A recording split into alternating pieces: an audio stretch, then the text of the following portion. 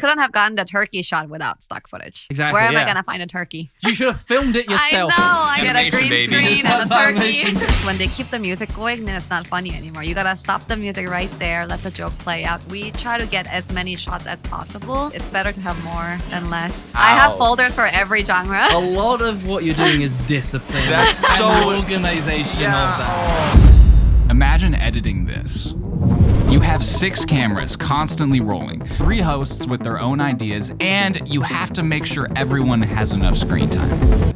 It's not easy, but YB, who is the lead editor of the Try Guys, makes it look effortless. It took incredible skill for her to get there, and so we wanted to find out how YB makes her complex edits feel easy. She gives an editing breakdown on how to edit intros that hook you in. She explains how to use her secret weapon called pre-thoughts, and why you shouldn't be ashamed to use stock tools to speed up your process. And she will teach you how to be an absolute master at organizing your timeline. And bloody hell, do I really need to learn how to do that.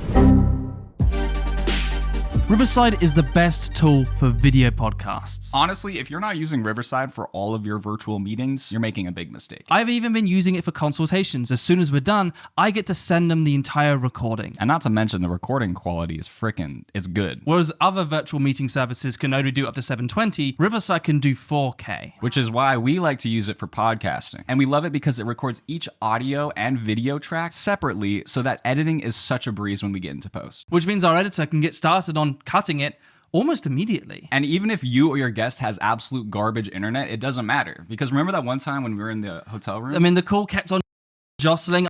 I thought we lost it, but because Riverside records locally and then uploads, the call was perfect. And it's easy for the guests. They don't need to install anything. You just send them the link and you can start recording. It even says like, roll out the red carpet. It's kind of cool. Yeah, it makes me feel special. It makes me feel so special. If you're podcasting, creating video content, or recording online calls, then sign up to riverside.fm for free and use code EditingPodcast for 20% off. And you can find that link in the description, and we'll see you back in the interview. One thing that we like to show off to our listeners is to just gas you up and show them how amazing of an editor you are. So is there a scene that we could break down that just kind of shows a little bit of your chops and some of the storytelling skills you have? Sure. Well, I mean, the biggest show on Try Guys is Without a Recipe. It's something we do every Christmas, every holiday. And the most recent one that I edited is Without a Recipe Tacos, which was a very fun episode. So we can break down a scene from that. It's Without a Recipe Tacos. La la la la la la la la. The dryness is everything for me. I've taken a tortilla making class. Well, it definitely smells like it's burning. Before we have our intro, we really have the cold open of all the important moments, funniest moments that we could find, just so that, the audience wants to watch the whole video. I like some of those moments where it's like, here's me being really confident, and immediately cuts to, I don't know what I'm doing, please help. I've taken a tortilla making class. Well, it definitely smells like it's burning. This is wrong. Everything is wrong. I like that sort of comedy. That makes me really interested. Like, okay, there is a story about to happen here. I want to find out what's going on. And they're making tacos. They've introduced what they're doing in the first few seconds of the video. And we've seen the chefs. We've seen the experts. We see who's going to be the one explaining. Rosanna Pansino is obviously a very famous YouTuber, so we like to show her in the beginning, and also the cast as well. So this is a good example of the expert telling us what to do, and the guy is doing exactly the opposite or failing at it. You can see that it has a lot of elasticity as well. You want it to feel almost a bit sticky to your hand, but not sticking to your hand. Oh, come on. The music switch is is so good. Right. What I also like to do in that music is that have some like really cheerful, happy music when the chef is explaining. And when it comes to the guys who are failing, Oh, come on. we do this like comedy music to really show the contrast between it. It's a great motivated cut, like, here's a setup and we know exactly what's about to happen, and we get rewarded for that joke as well. Yeah, of course. Yeah. And it's like funnier that way because it's so different than what just happened. If you don't see any bubbling, And here, since it's so visual, I decided to first show the bubbles. Let's test it. Now, what I think you want to happen. So I started to put this like little thing on the bottom. Yeah. Because I feel like it's so visual, you kind of have to see. You might not remember how it's supposed to look like. The more unqualified you make them, the better story we get. Exactly. Just got on it and sizzled, but why isn't it burning? I want it hot. It So needs to be, like, in this hot. It needs to video, cook in Keith 30 changed his seconds. burner 3 times, and I really wanted to point that out because when you're cooking the whole time, you do need to add some drama into it, right? Yeah. So changing a burner 3 times, people might not notice if you don't point it out. So I really wanted to point it out by showing graphics. And you will see when he does it the second time, it's a little more obvious. 60 and there's nothing. He changes burner 3 times. Yeah. The thing is, the camera is always moving. I'm sure you guys know it always doesn't capture everything you need to see, or it's too shaky to use. So here I needed to use this shot while when he changes, so the camera didn't capture it. So I had to use the same shot but different angle. To do that, I had to use a wide shot here. Yeah. The problem was I had to cut a certain someone out. There's many ways of doing that, but I did have to cover that person up with a turkey. The person I had to cut out was like right here where the turkey was. To an extent, it's also acknowledging the circumstance, but then also kind of poking fun towards it, and still also maintaining the flow. You needed to cut to a wide. There was a limitation. Here's a creative way around it. Yeah. And cutting to a wide, we usually don't do throughout the video because we like to focus on the B-rolls. Like the camera 5 and 6 usually are the top overhead shots. So we like to show a lot of that. And then camera 3 and 4 are usually the close-up shots of the cooking. Camera 1 is the wide shot. So we usually don't cut too much unless we're trying to show kind of a break in between and just to see the guys like all together in a long shot. Hands up. A wide shot can suggest a break. A wide shot can suggest an end of a sequence. And so if you're cutting to the wide a lot, that can be quite jarring, especially if it's the same action beat. Maintaining the close-ups, maintaining the B-roll, trying to keep us in that space as much as possible. Because even that, cutting to the wide takes us out of the space as well. When I'm pulling selects before I make a sequence at all, I actually pull most of them in the wide because then I can see what everyone's doing. Yeah, if I'm just on one camera on one of them, I don't know what the other person's doing. Yeah, so when I'm pulling selects, I use the wide a lot. You got to get the action, and then once you figure out, okay, what do I want to focus on? Yeah. Let's get close. You are managing multiple different personalities, and all of them have their own stories. Each of them have their own arcs, their own jokes as well. And so how do you make sure that they all have their equal experiences? What really helps is when I edit these videos, I color code all of them. I'm very big on color coding.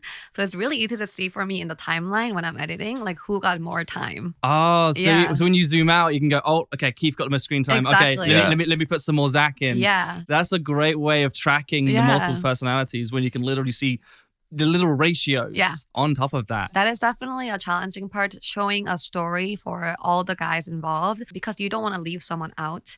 And when we are cooking, especially in a lot of these cooking videos, they are very focused on their cooking. So not all of them are good at, explaining what they're doing. I would say Keith is the best at talking the whole time. Like he's very good at, he would still do stuff, but he explains it very well. While Eugene tend to lean a little quiet because he's very focused on what he's making because it's so creative. And Zach is kind of in between. So to balance them all out, what really helps is the pre-thoughts. I'm bringing Judaism up in this.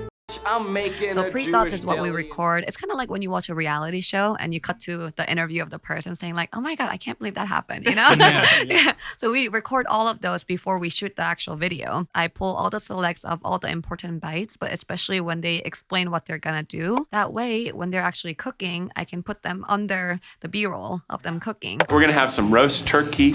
We're gonna have Right some here, what you're cranberry hearing sauce, right of now course. is We're actually gonna get pre-thoughts. those little crispy He wasn't saying onions anything that to the come in a camera. He was can. just And making maybe even them. those little tiny potato, like matchstick potatoes that come in a can. Because normally on reality, usually they film that stuff afterwards, right? Right, yeah, So that's they're like, true. usually there's like beef between somebody. Like, oh, I was Yeah. so mad because Yeah. freaking Hayden went and like said something and it like ticked me off. And so why do you do it at the beginning instead of at the That's end? actually interesting. Yeah, we always do it before. And that's because unlike those reality shows, the pre-thoughts aren't to kind of give reaction to what happened. It's more to explain what's about to happen. So that's a little bit of a difference there.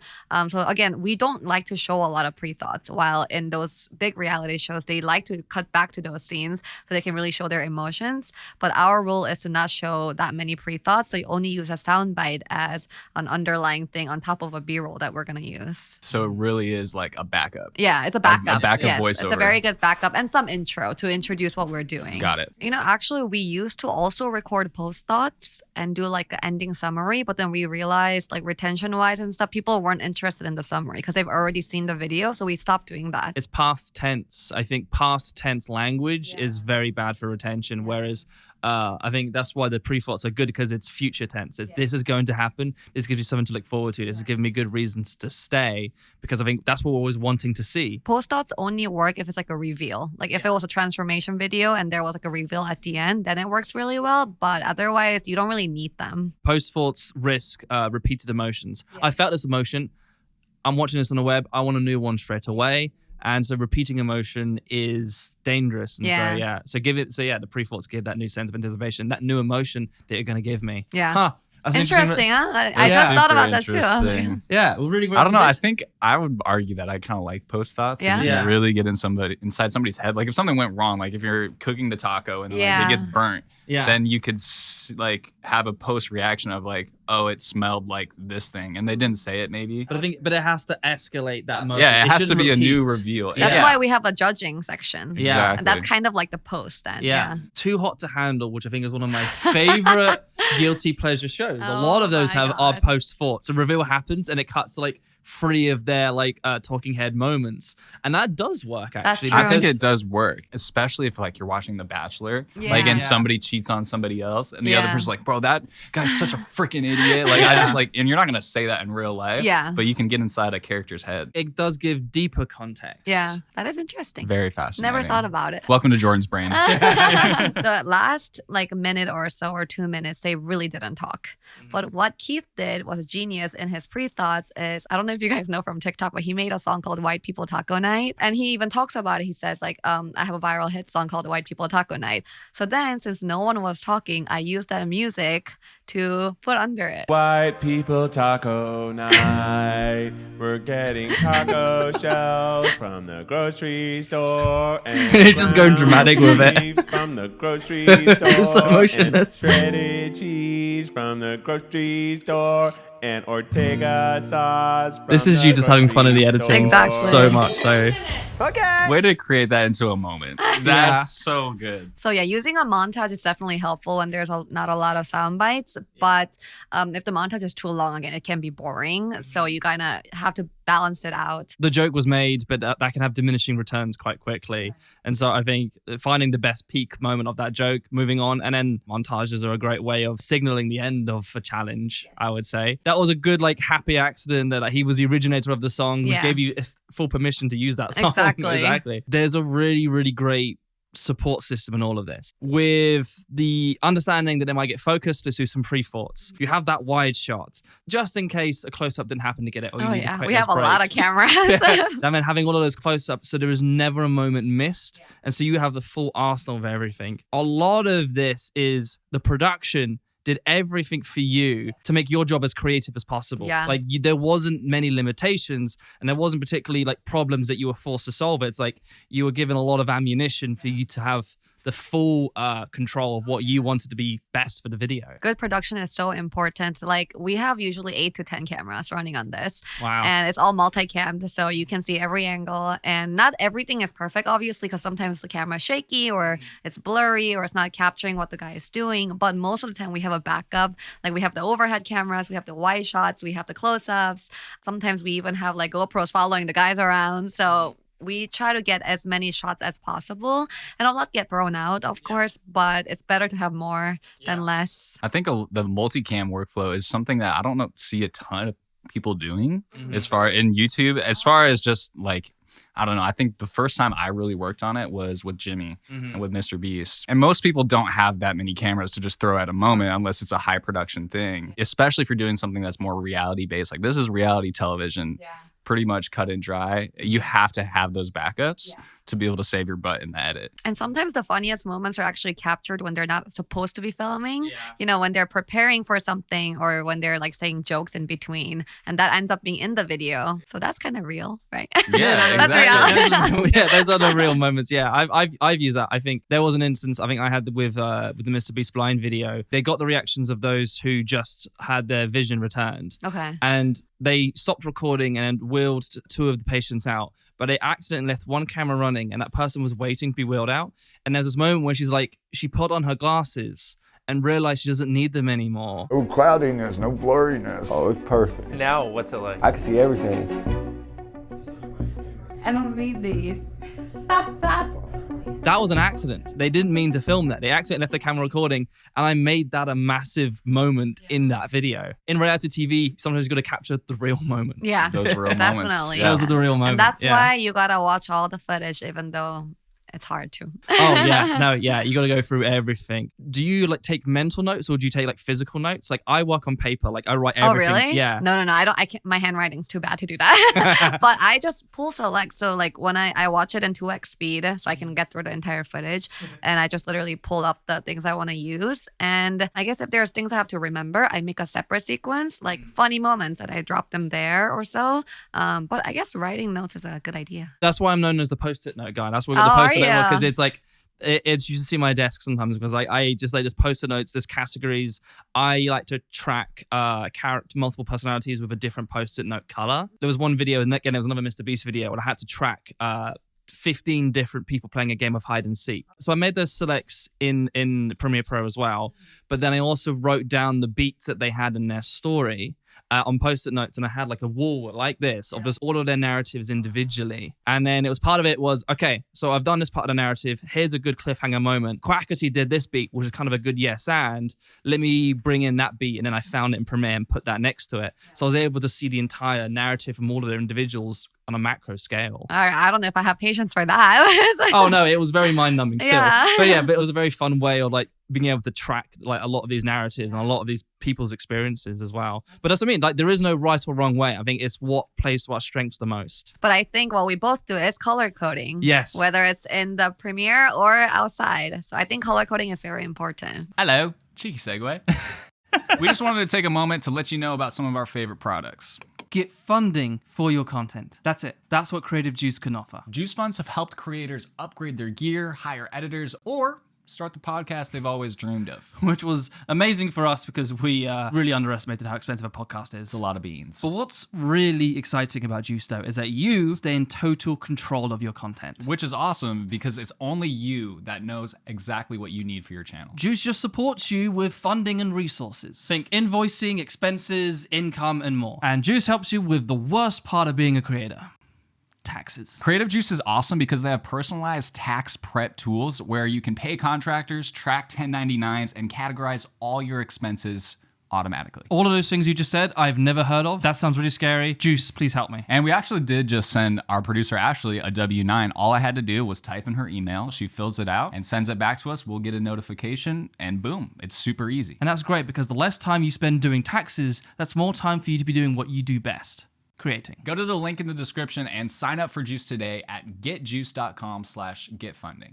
We need to have a serious conversation. I need you to stop spending your entire day looking for music that actually isn't even that good. But Trackclub is actually full of bloody great music. Their entire library is banger after banger and mash. We also know that audio is essential for creating an emotional world for your audience. This is why beyond having great music, Trackclub has MixLab, which allows you to use stems to customize it to your situation. For example, there's this documentary song that I really liked that sounded hopeful.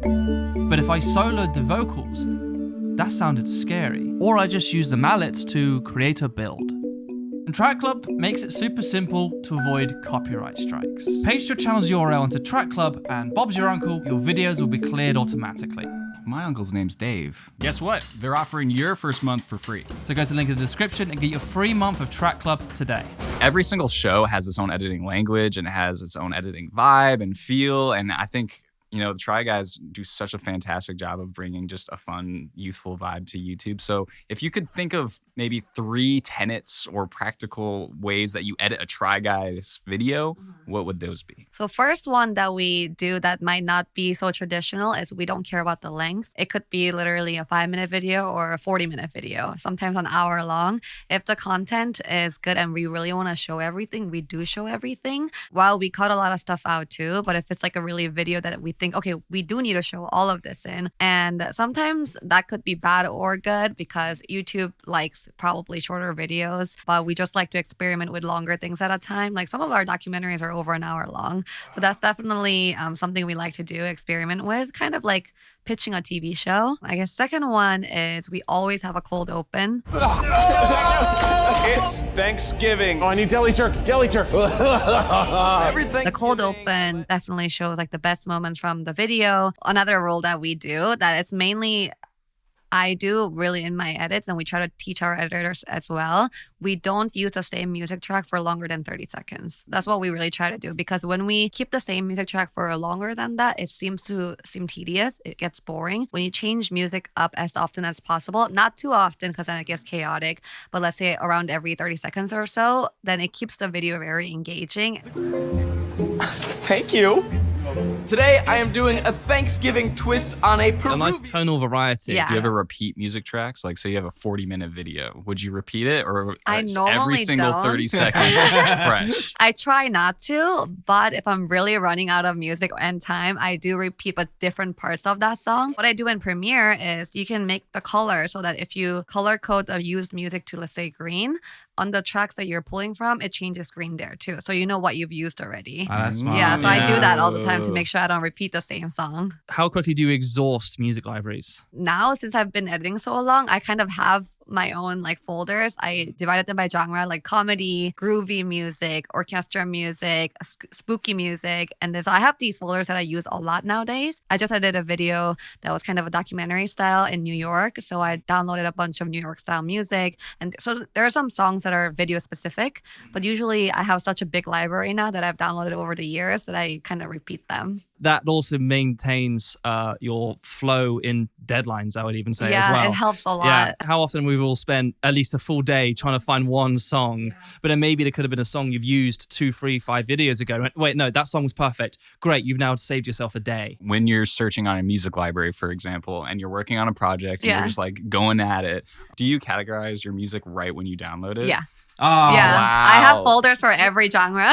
A lot of what you're doing is discipline. That's and so- organization of that. Oh, I have to be organized, otherwise I can't work. Like every line has to be correct. Every color has to match up. Like my timeline has to be pretty. It's spotless editing. That's how I describe it. Yeah, I have so It's- much respect for that. Because see, I would have to go like finish the project, be done, go back and be like, okay, what music did I have? Okay, let me listen to every track again and then categorize it. Yeah, but that's more work. It is. I mean, it really is. So, I respect that. I'm in that camp where it's like, okay, so we need to find X song, we need to find X graphic. So I've got this X graphic and I've got this X song. It's in my downloads folder.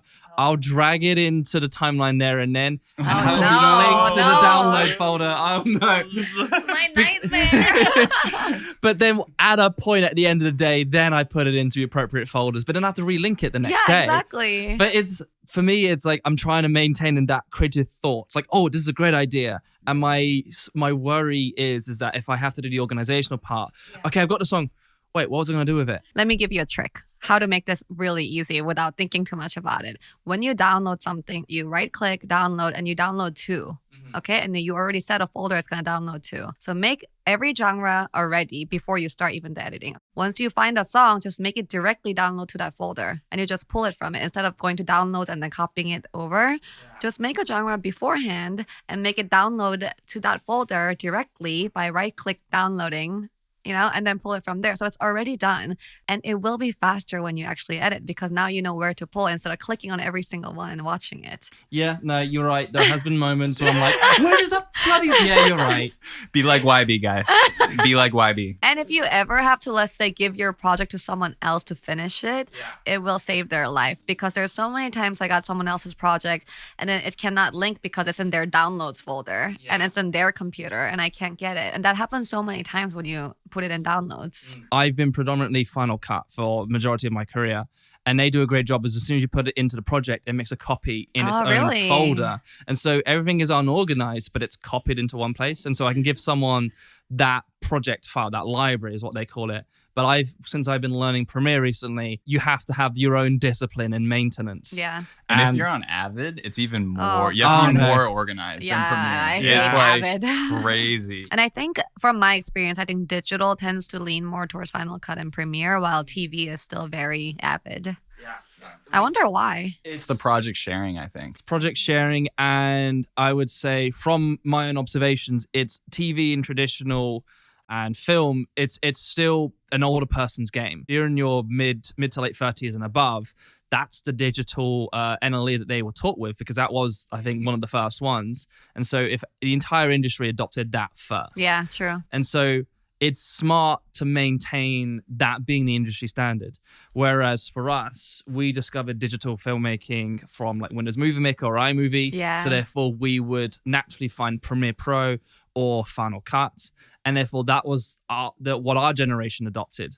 And so there is like these generational gaps because of it. They probably can use Final Cut. They definitely do use that. But if you've been using Avid for 20, 30 years, you wouldn't switch. There was not really good enough reasons if you can make Avid run incredibly smooth. I look at Avid once, nope, I cannot.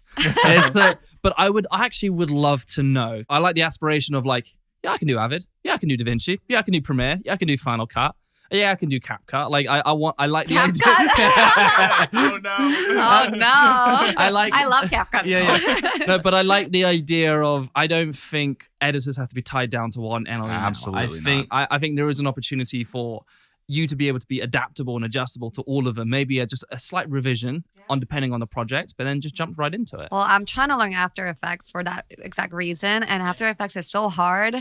But once you figure out some templates, once you download a lot of templates and work with it, you kind of start learning. I'm still learning, but there's so much you can do on After Effects that are so cool. Like all the graphics are made in After Effects. Yeah. And I think in digital, like the importance of stock footage, like I don't think people talk about that enough. Stock footage is helping so many videos, stock images. There are stock templates of After Effects that you can just customize. Those things can make your videos look so much cooler. We like to be proud of like, yeah, I built this from the ground up. Kind of look how great I am. But then there's part of it of you're on that deadline.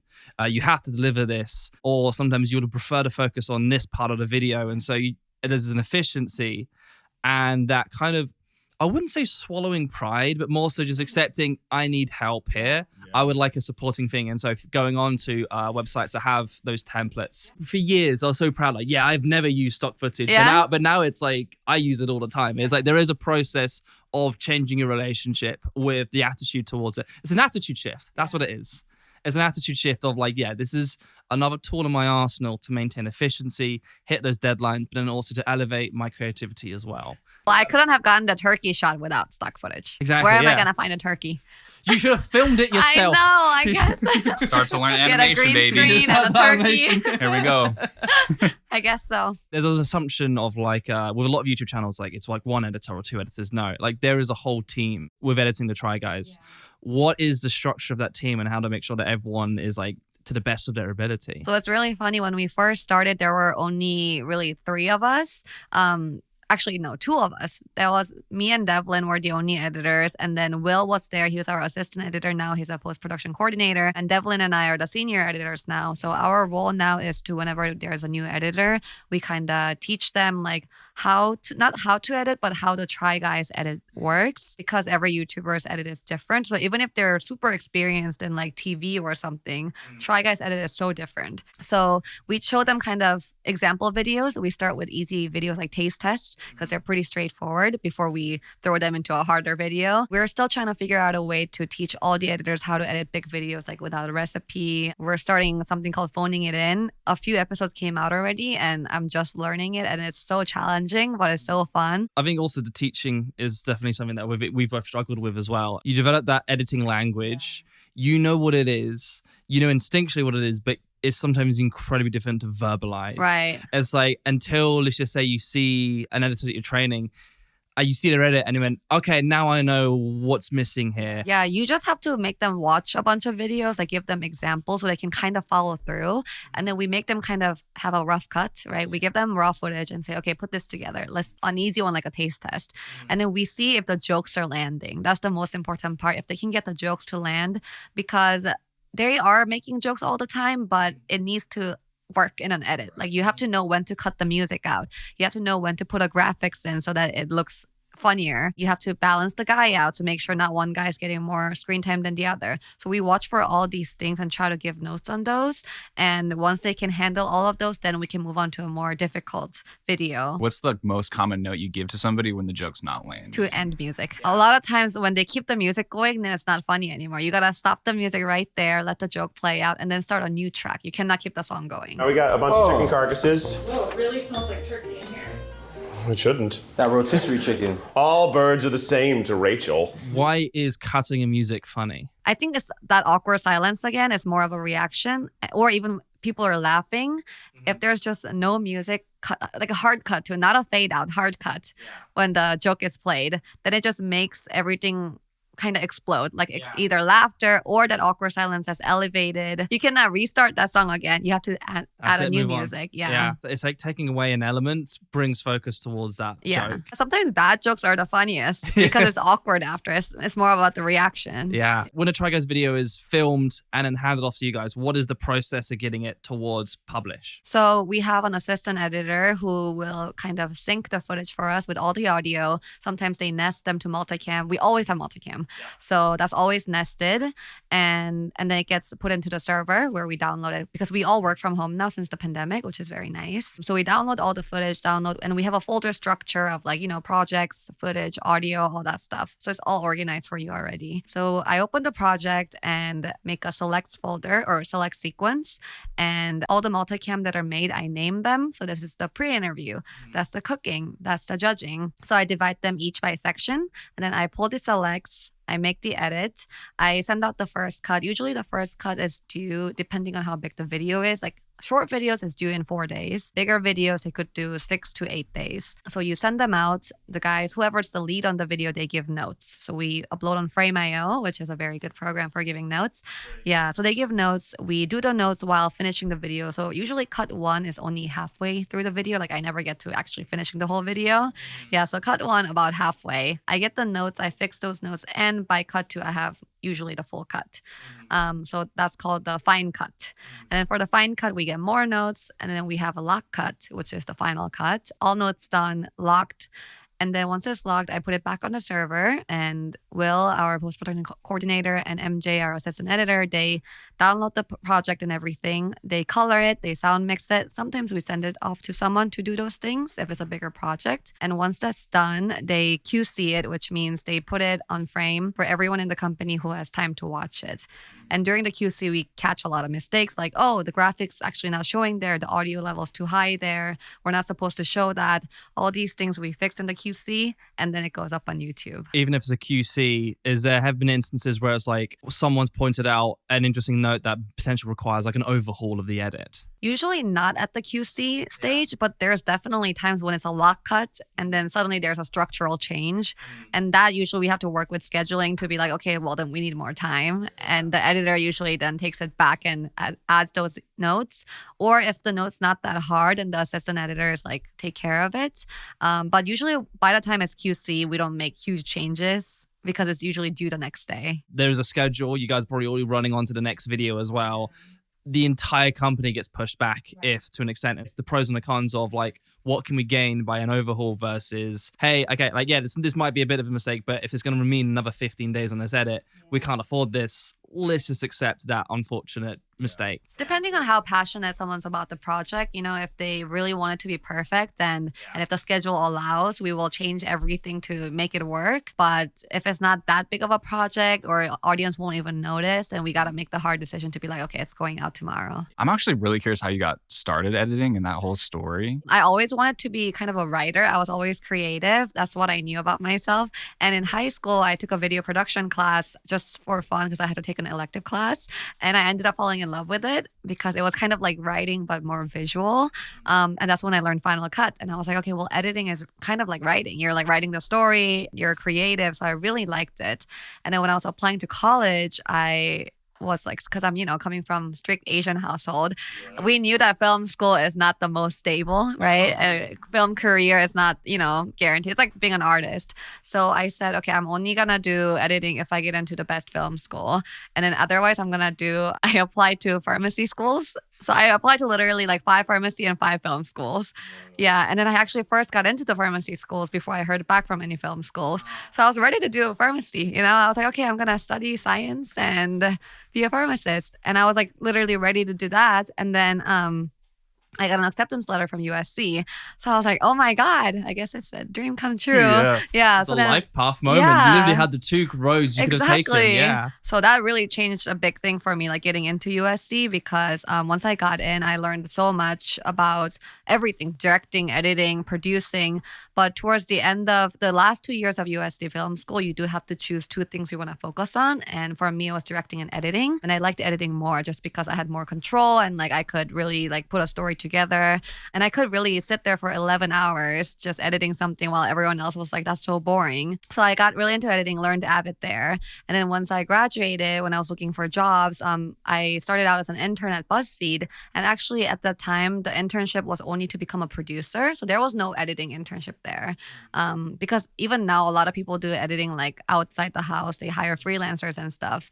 So they have some in-house editors, but not many. But then I asked my supervisor, okay, could I actually become an editor this way? Because I like editing. So they created a different program for me. Yeah, which was really cool. So instead of becoming a producer, I actually went the editor way. So I kept going that way, started editing there, started editing for the Try Guys, Ladylike, Worth It, all the big shows on BuzzFeed. I edited those. And then once Try Guys left, I still was at BuzzFeed for a while. But Keith, actually, this is a funny story. Keith posted on Facebook, like, we're looking for editors. And I commented as a joke. Like it was a joke. I wasn't trying to leave BuzzFeed. I was like, I'm down. But then he then messaged me. He was like, are you really down? Because we would love to have you. And I was like, oh, really? So then we talked separately. Yeah. And then I ended up going there. But it was a joke when I commented. Like, I didn't mean to. It's always the innocent moments. The moments we don't give too much thought, and suddenly a whole new life path starts. Yeah. And then that's how I started editing at Try Guys. One of the things I do really appreciate about the Try Guys is it actually has a great mix of traditional media language and also the modern language that YouTube has been developing as well. Yeah. And I think it's also because of that, it's also part of that generational transition as well, where I think a lot of you guys had the traditional training, but then used YouTube and went, hey, we can probably start making our own rules here. Yeah. So like, how would you describe that mix of the Try Guys content? So I really learned a lot from BuzzFeed, being at BuzzFeed, because, you know, back in the days, BuzzFeed used to have crazy viral videos, like 50 million for like these big videos. So when I was there, I learned really like how to make a video viral.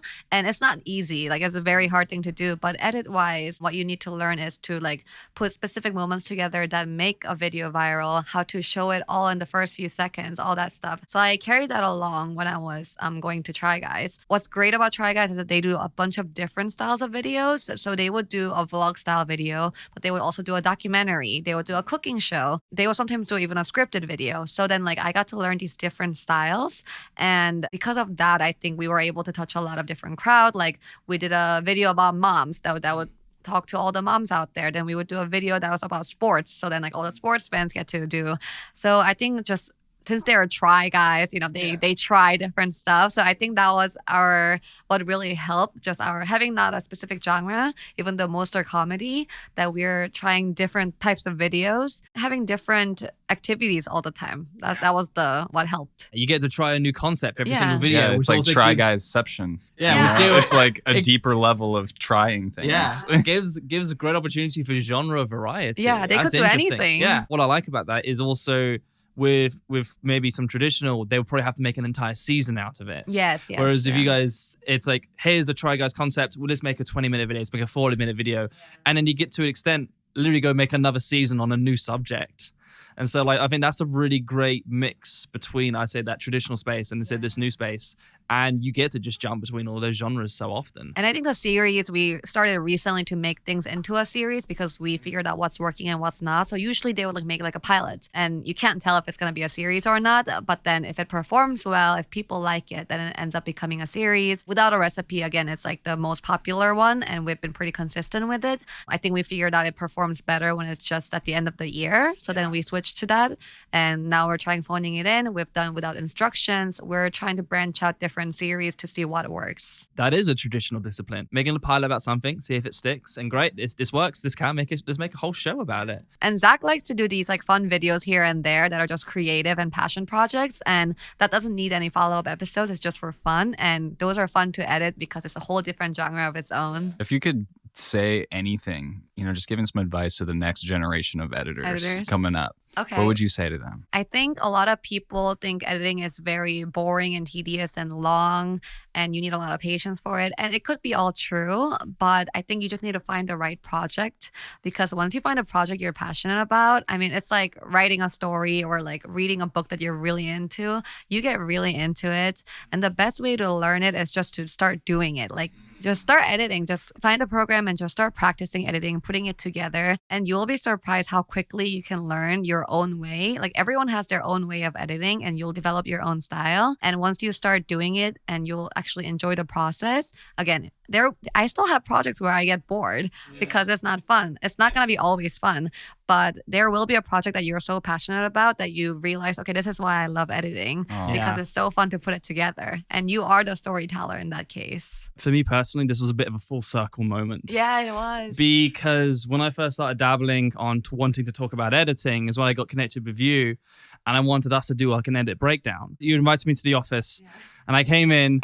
I want to talk to you guys about your processes as in production, post-production, working yourselves as a team, how you guys working with creatively, and put it simply, I was not prepared. No, he was good. I didn't think you were not prepared. But we had, long story short, what was meant to be a 2-hour shoot, I think ended up being 5 hours. Yeah. Oh no. And it was like in their office, they're still getting their work done, and we like took their filming studio as well. And it was like, so there was quite an embarrassing moment. And then for me, I was still really nervous. I'm still developing like my on-screen social skills, I guess, as well. And so this is a nice moment for me because it's like, yeah, I've improved. We've all grown up a little bit more, and it's just like, hey, I feel confident that we can talk about editing, and I won't be a nervous wreck this time. Redemption. I love this.